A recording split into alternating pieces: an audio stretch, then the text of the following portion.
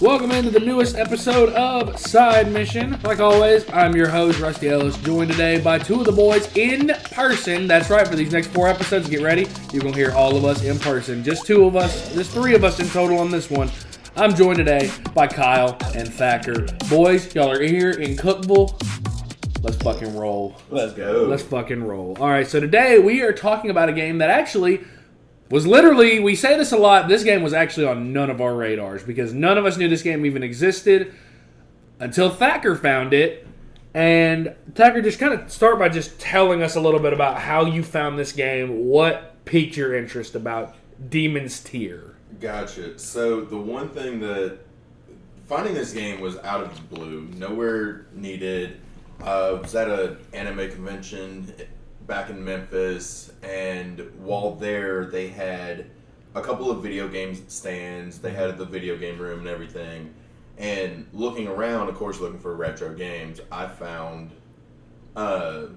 premium editions and looked at some of their games, thought it was cool, started talking to one of the head guys there, and come to find out, Demon's Tier Plus was actually a game that had just came out not long ago, literally had the same quality art styles as some of the people from Mortal Kombat, and it was one of those that just really stuck out to me. So I went and, of course, picked the game up myself, did an unboxing video of it because it looked really good, and that same night of night 1, ended up talking to Colin. Yeah, he talked to us about it. Yeah, and convinced them to actually let me pick it up for him as well, because Kyle being the huge roguelike and Rusty liking the challenges from Dark Souls. Yeah, I was like, this game would be perfect for us to just at least sit back and chill on. So you got us this premium edition. So Gamers for Gamers. I'm assuming that's the.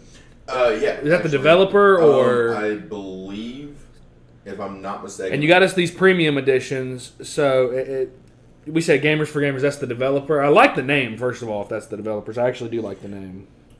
Yeah, same. Actually, Premium Edition is actually the company for it. Oh, Premium Edition is the company. Yeah. Okay, that's a cool name too. I like that. They have got a lot of stuff.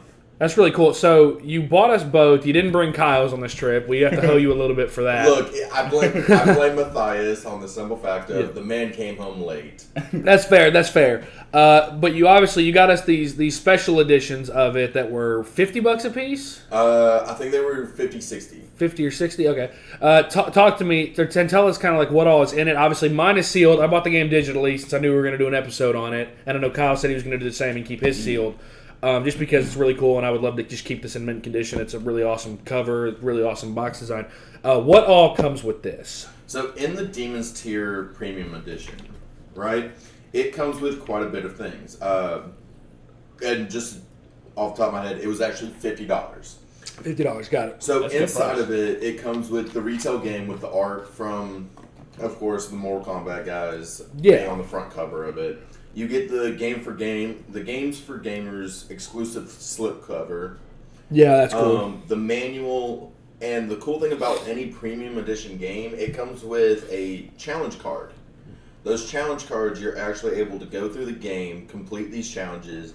When you do that, you'll take a picture of your screen, the case, and the challenge card, send it in, and they'll send you a legitimate jacket patch. That's cool. So you can actually... That is really kind of show what you've done. Yeah. But the cool thing about this premium edition, it also came with the pre-order bonus tag. Yeah. I will say the one thing I like about this is that you mentioned all the stuff that comes with it. It's not big, though. The box is not big, and it's not overbearing. Yeah. I think that's the problem with, Kyle, I know you don't have a lot of collection editions, but I feel like that's one thing with collection editions that I steer away from is that the boxes are just kind of overwhelming. I don't really have anywhere to put them. Yeah. I like that this is a smaller package. I like that. Yeah, it's definitely one that would be nice to display with the rest of my my collector's editions, my steelbooks and stuff. I really, really enjoyed this game. Yeah. I think that it's really different. It kind of sets itself apart from other roguelikes I've played, like Binding of Isaac and Returnal, because in this game... Hades as well, yeah. Yeah, you go through and you have a 5-minute timer on each floor, which is pretty new to me. After 5 minutes, a Reaper comes in, and you basically have to run away from them if you haven't finished your objectives. It's kind of stressful because you really got to time where you're going to go and what you're doing, but also it really feels a little bit more strategic, and I like it because on a lot of roguelikes, I'll spend, almost an hour on a floor just, dicking around, and it kind of forces that progression, but with each level, or each floor, I would say, it doesn't give you necessarily items like other roguelikes do that would kind of change your build. It allows you to upgrade your character, which I think is fantastic. That's one of my favorite mechanics in the game. Yes, it's really cool. Because it's not reliant solely on RNG to get good weapons, to get good, stats for health, for defense. You can kind of build what you want, and the multiple character selection is really cool paired with the upgrade system, because if you get a character who does hella damage but they have no health, you know that taking them in, upgrade health. You don't have to be like, I hope I get an item that increases my health. You just know I need gold to focus on, health and defense. This game really, I feel like, does a good job of setting itself apart with all the mechanics that they use for the, kind of a class building system. I do like that for a roguelike, and obviously my experience with this genre is not as deep as y'all's. I've played Returnal, I've played Hades, I've played this. Deathloop kind of has roguelike tendencies to it, but it's not a full-on roguelike. I do like that you're not praying to RNG Jesus the entire time. I do like that there's a certain level of planning, there's a certain level of strategy that goes into it. Again, you mentioned if you have a character that does high damage but maybe doesn't have health. I know that I think it was the Wizard was the first one that I unlocked when we did some co-op, Kyle, and the co-op's fantastic as well. Ran really, really well. Was really surprised by it. The fact that the Wizard does a lot of damage but only has one heart, meaning you can only really take 2-3 hits and you're dead. Whereas with the Knight, you start off, you can take probably 10 to 12 hits. Because you start with 3 hearts. You start with 3 hearts. Hearts, you could take 10 to 12 hits and be fine while still putting out a decent amount of damage. So that tells you, okay, I need to upgrade my health. The Wizard also doesn't move fast. You need to upgrade speed. When you use ranged attacks, you also need to be able to hit from further away. So there's a strategy to it. I think I like the co-op. One thing I didn't love about the co-op at first, but I appreciate it in retrospect now. You do have to split the gold that you find to upgrade that with the person you're co-oping with. And again, adds to that strategy element. I actually really do like that, because I feel like it'd be really easy to get overpowered if you both had access to 1,800 gold and were able to just power yourselves up. It'd be really, really easy, especially on the lower tiers. It'd be really, really easy to just kind of burn through it. But there's a certain level of strategy here. It's not just all RNG. RNG is fine in certain doses. There are certain roguelikes, though, where if you don't get the right RNG, you might as well reset. And I know that for you, especially when you were platinuming Returnal, that was pretty much your life. That was my life with Binding of Isaac. Every time. That game is nothing but RNGs. So it's nice to not have to solely rely on that. But let's talk about the story a little bit. Obviously, we've talked about the combat. The combat's a lot of fun. I think the other thing that leads into the story, I love the artistic style of this game, kind of that 8-bit, that 16-bit style. I don't know if it's 8-bit or 16-bit. I'm kind of an idiot. The bit style. The bit style. I like that it's that old school vibe. The music's compressed like that old school. This is a throwback to the 90s and the 80s when it comes to gaming. And I think that if you like old school games for that reason, you need to give this a try. So Thacker, talk about the story a little bit, because the story is obviously very deep. We've put some time on it. I haven't had a chance to completely play the entire game because I'm assuming it's very, very long. There's 3 tiers to each set of floors. And there's 15 floors in each tier? At least in the first tier. Okay. Because I personally haven't made it past the first tier. Because we've all spent some time with the game, and I don't know if any of us have gotten past the first tier. 15 floors, that just... Oof. 15 floors in the first tier, that's daunting enough. I can only imagine it probably gets harder on the other 2 tiers. You get a boss on every 3rd floor. That's a challenge. And the boss fights that we've seen are really, really fun. Kind of bullet helly. I really like that. They're tense, but they're fun. That's the thing is they're not tense where you're just sitting there with your cheeks clenched. Like, they're fun where, like, you can sit there and have a conversation with somebody while also focusing on what you're doing. They're really fun. The designs are really cool. Thacker, let's talk about the story a little bit. Gotcha. So the main story with this is, of course, you got Thoscar, who is this hated king. With most hated kings, you're going to have some fun with that. Mm-hmm. And, of course, he's consumed by hatred and fearsome urges, I guess. As many kings are, I think. Yep. Pretty much doing this becomes this dark, diabolical being and ends up spreading plague all over the world, right? Yeah. So he's got humanity almost on the brink of destruction. You've got flooding of the world with monsters. There's just so much going on with it, and of course, in the beginning, you're gonna realize, like, it's a little harder to follow the story. Yeah. But once you start playing more of it, you'll start understanding more and more of it. I think that's just a factor of it being a roguelike. I don't think that's a negative at all. I think that's just a factor of it. I think that's just roguelikes, and you learn more about the story as you go, and these games are never easy. So it's with, like, again, we've mentioned the three, the Binding of Isaac, Returnal, Hades. You learn more about those stories as you go, and you die a lot in those games. So you might only get story bits, every hour or so that you play. So you might go quite a long time without getting any story bits. This one, I will say, I like that. I think that this was a product of there being a timer on each level. There's constant progression, and I feel like you constantly get fed bits of the story a lot more consistently because of that timer. Because, Kyle, you mentioned it with Returnal. Yeah. You can spend a lot of time in one area just trying to unlock everything, finding the right gear, finding the right weapons.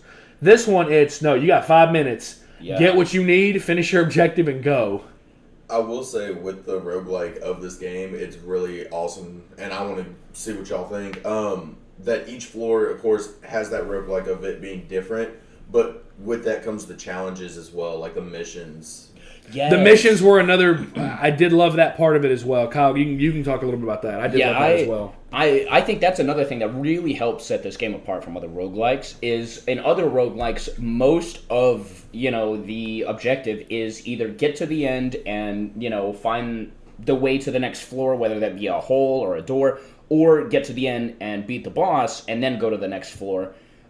This one, you get an objective for each floor outside of a boss room, and I think it's really fun because it changes the way you're going to play, because even though, with roguelikes, I feel like you can kind of get used to the map changes because you know what enemies you're going to see on each floor. But with the missions changing as well as the maps and all of this stuff constantly built in to, really be, forcing you to think and strategize your way through this game, it really, really, helps set itself apart. And I love the way that they, incorporate other objectives than just, go in, upgrade your character, and, beat the boss. Because it's fun when, you've got a minute left, you're trying to find those last two chests, or, you've got to find a couple of enemies, you look at the map, and there's one square all the way in the far right corner, and you're in the bottom left corner, and you got to run because that Reaper's coming. It's tense, but it feels so good to get to that boss with your fully upgraded character and just whoop his ass or get whooped, depending on how your build went. But it feels really good to get there and beat that boss because it, like Rusty said, it's that constant feel of progression that I think really ties this game in for me. I don't necessarily enjoy games where I play for 20 hours and I feel like I'm still in the tutorial same state mode, basically.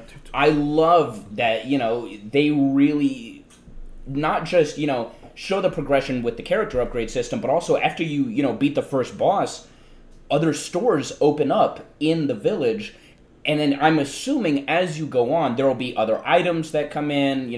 Obviously after you beat the bosses you can get a scroll that unlocks a weapon. That is also really, really interesting. I still can't believe Rusty got the final weapon. Yeah, for the wizard. I know. I'm excited about that. First try with it. I'm telling you, I will actually grind this game now to make sure I can use that. I'm so serious. What, 100,000 D tokens? 100,000 D tokens, which I think that's a good segue. We can talk about those now because D tokens, and I think that there's a good comparison here. There's an easy comparison here for the D tokens because when you build them up while you're in the tiers, you build them up while you're going through levels, and if you die, you essentially drop a tombstone, and you have one shot to go back and get them. Now, for anybody who has listened to us before, that sounds very, very, very, very, very, very, very familiar, and it's a good comparison because that's pretty much what From Software does in all of the Souls games with your souls, with runes in Elden Ring, with Blood Echoes and Bloodborne. It's a very, very good mechanic, and I think that it's different here, and I loved that. In solo, obviously, yes, you have to go back and get it yourself. And there's a lot of stress there. There's a lot of tension there, and that ramps up the gameplay. In co-op, your co-op partner can actually shoot your tombstone and resurrect you. Now, you won't have that much health, but you'll be back, and you've got a chance to keep going as long as, both of you, as long as at least one of you can stay alive. I'm really glad y'all got to try the co-op, because I'm jealous. The co-op is top-notch, I think. I think for couch co-op, which in today's day and age, I don't know how much of a place couch co-op has. I think that online is just taken over. I think couch co-op probably still has a place somewhere, but this is really good couch co-op. It's really good. I don't think there's any. I didn't experience any problems with it. I didn't feel any latency. Yeah. Again, it feels old school, and that's what this is. It's a throwback to old games, and I really like that. I liked a lot of things about this game. So the question is, where do we think this game could get even better? Because I think if I had to score it, I'm probably, and again, keep in mind, I'm at about maybe 2 hours of playtime when you hear this, but I am anxious to go and play more. I'd probably give this between a 7.5 and an 8 out of 10. I think that's a pretty fair review, and I think that's a really good score. What do we think this game could do to improve? Kyle, I'll start with you. What do you think this game could do to improve? Honestly, I would say that the couch co-op is fun. I think it would be fun to have an online co-op mode. On the same hand, I do understand that, with this being on the Switch, their online is not as stable as, say, the PlayStation or the Xbox, and so that may have been the reason why they decided not to include it, because the worst part of playing a roguelike co-op is getting to, say you're on the 4th or 5th floor, you are deep in here, and then your partner disconnects, and you have to go through the rest of the game by yourself. Yeah. Especially in a game like this where you're splitting gold, I would be really pissed if my partner disconnected because they used half my gold. That's something I think that, if it was possible, I think would be cool. If it's not totally understandable because of the hardware it's on. Other than that, I think honestly I don't really have a lot of. This is a good game. Yeah, I don't really have a lot of things I would change about this game. I will say this. I would love, because I feel like in a lot of older games, and there's a lot of games you can compare this to, I would have loved to have seen maybe 4-player couch co-op. Yes. I think 4-player would have been really cool, would have been really hectic. I think that with all the characters, I definitely think there's a way that would work. Obviously, these guys develop the game, so they know what's possible and what's not. Yeah. And 2 works perfectly fine. I would have loved 4-player to where all of us could get on there, play it, experience the game, and grind it. Because it's again, really fun game. Thacker, what do you think? Honestly, that was pretty much, y'all literally hit the same thing. 4-player co-op. On the simple fact of you've got so many options with characters. You've got so many abilities that you can do, making each run different. Mm-hmm. And that I feel like that 4-player couch co-op would make the biggest of difference. Yeah. And honestly, even if you add it online, it again just brings in so much difference to it. Yeah, I think that we didn't even mention like the fact that in these in the tiers, I think one of the coolest things that I like about the combat is being able to find the characters that are in cages. Yes. The prisoners, yeah. The fighting the prisoners. Like, that's probably one of the coolest things is finding them, adding them essentially as another weapon. Yeah. And Thacker's words, using them as a shield if you have low health. I'm sorry, I had to at some point. But I thought that was really cool because, again, you kind of see different characters in action. You might get the cleric, you might find the wizard. Like, you find different characters and you kind of see what they have to offer, and they're not cheap to unlock. You've got to grind the D tokens. I think, though, for my first run, what? I was gonna say, I think the silver keys are only 1,000 D tokens. Well, I'm talking about to unlock the actual characters. Oh, yeah. Like, obviously, the silver keys you need to unlock more only 1,000 D tokens, but the D tokens like that you need to unlock characters. I mean, the cheapest one is like a little less than 5,000. Albeit in my run, I mean, I ended up with 21,000, which I stupidly, instead of buying a couple keys, I instead went and tried to buy more than one character, and it did not work. But I liked how much you could do with the D tokens as well. Like the buying, going to the blacksmith, unlocking better weapons, unlocking better characters, buying potions, buying items. That choice feels like it matters. Yes. For that specific run, it feels like it matters. And again, I think that one of the best parts of this game, and I'll let you talk about it a little bit, Thacker, because you talk about this a lot whenever we do these reviews. The art style is probably one of the things I love most about this game. The art style is phenomenal. Honestly, it is. It's even outside the game. You've got so much with just the cases. It looks beautiful. You can see a lot of the details. You can see how much time was put into this game. And then when you go through and actually get into the game, of course, you have that bit style look, but it works. It works really well. Yeah. Mm-hmm. To the point where looking at it, you can actually see everything clearly. It's not some of these older bit style games that you're just like, what's really going on? It's pretty clear to see what's going on, and even in the cutscenes, it's beautiful. In the actual gameplay itself, it might have that like kind of chunky look to it at times, but even still, that's giving you the opportunity to see exactly how much is going on and see what all. It kind of gives you more perspective of what kind of power the Switch has with more of these 8-bit games. And I think this is, like, the fact that this game is on the Switch, I think this is, the Switch is the system where I think a game like this shines, because the Switch really is an indie machine. When you take away, like, first-party games like your Marios, your Zeldas, you take those away, indie games really do shine on the Switch, and I think that's a perfect pairing for a game like this. You mentioned kind of that chunky style. I will say, like, one thing that worries me about games that have that style is being able to, like, read text or everything. But it's really easy to read. I mean, I didn't have any problems with that. And someone as bad eyesight as I have, I mean, I didn't have any problems with that. So I thought it was, again, I really enjoyed this game. I would honestly, I would like to see more from these guys, whether it be a sequel to this game or another roguelike. I think that they have some fantastic ideas that they have implemented into this game. It's creative as hell. Yes, it's creative as hell. If they were to continue making, roguelikes, I would buy them. I'd play them because they really struck gold, I think, with the whole class system, not just being able to choose different characters and, kind of focus on what you want to build upon, but also outside of that, the weapons, the keys, the potions, all the stuff that you can kind of take in, where most roguelikes give you nothing. Yeah, you can't do that. Yeah. You start and it's bare bones. I really enjoy that you can go out, and also one other thing I don't think we really talked about, the fact that you can just leave at any time. Yes. That's the strategy. Rope. Yes. The strategy of it. It essentially works like an escape rope from Pokemon. Yes. Where you're in a cave, it just takes you back, to the entrance. Yeah, it essentially works like that. That is my favorite mechanic because you get to keep all of your D tokens and stuff that you, collected through the run. Whenever you're ready to go, if you got one heart left and you don't think you can make it, any further, you can just leave, keep all of your stuff, go buy, some new weapons, buy a new character or something.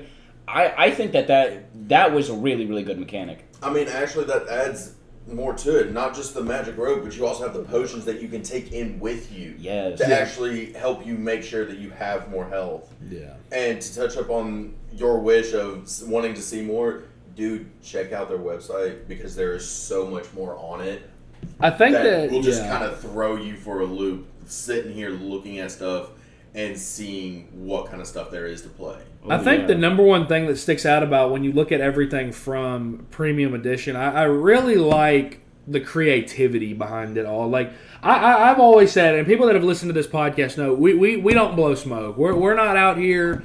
We're not out here. Like I'm not gonna say we're not out here to make friends because friends are important. But like, we're not out here to just like to talk. To talk good. Just to blow smoke. Like if we think something's good, we'll talk about it and we'll say that it's good. I mean, we're honest. Like look at Dying Light's episode. Yeah, our Dying Light episode, we were brutal in that game. We weren't very nice to Mario Strikers. But again, this is a high quality game. Demons Tier. It's on the eShop right now. Obviously, it's on there for $9.99 right now. I don't know if this edition is on their website. Obviously, it's very limited because you said it's on there. There's only 1,200 copies of this, and this is copy 460. I know you tried to get copy 420 for Kyle. I tried so hard. It was already claimed. So was copy 69. Yeah. Everything that had 69 in it was already claimed. 420 was claimed. So you tried. But I at least tried to get the 3 numbers in succession for us. Yeah, that is cool. And to be fair, believe it or not, this game is sold out on their website. So, But I mean, if you're looking for a new game on the eShop, this is a great place to start because this again, I'm sure you can get endless hours of entertainment out of this. So Premium Edition did a really, really good job with Demon's Tier. I think this is we can mark this down as a win. Most definitely. I will be interested to see. Obviously, there's a lot of big games. We end a lot of these episodes like this where we talk about in the long run, where we think these games will end up. I don't know if this game will end up in our top 10, but I'm now intrigued. I'm now intrigued to see by the time we get to December. I'm intrigued to see where this thing ends up actually falling because, I mean, it's good. Yeah. It's good. It could very well end up in our top 10. Yeah, it has a good chance of making it. I think at the very least, I think this thing's almost a lock for an honorable mention. Or at least, at the very least, it's a lock for at least getting some votes to get into the top 10. Yeah. So that's Demon's Tier, Premium Edition. Really, really excellent roguelike on the Switch. And that is going to do it for this episode of Side Mission. You can follow Kyle, Thacker, Matt, and myself all on Twitter. I would say all of our handles, but they're all too confusing to remember. But you can also follow us on Twitter at Side Mission Pod as well. That is going to wrap it up for this episode of Demon's Tier. For Kyle, for Thacker, I'm Rusty. Thanks for listening.